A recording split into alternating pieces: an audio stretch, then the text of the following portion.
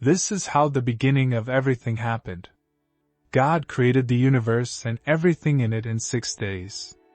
After God created the earth, it was dark and empty, and nothing had been formed in it. But God's Spirit was there over the water. Then God said, "Let there be light." And there was light.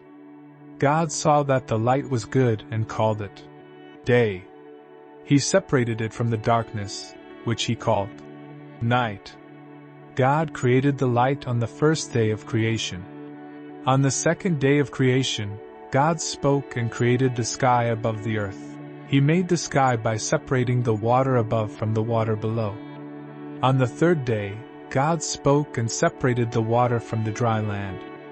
He called the dry land earth, and he called the water seas. God saw that what he had created was good. Then God said, "Let the earth produce all kinds of trees and plants."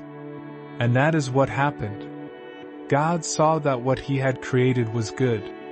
On the fourth day of creation, God spoke and made the sun, the moon, and the stars.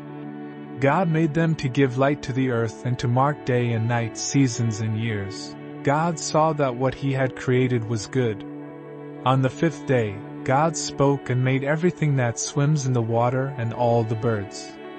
God saw that it was good, and he blessed them. On the sixth day of creation, God said, "Let there be all kinds of land animals." And it happened just like God said.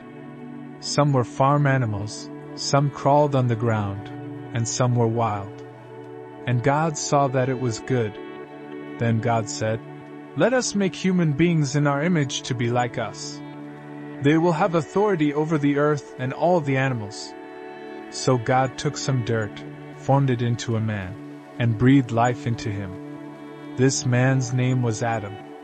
God planted a garden where Adam could live, and put him there to care for it.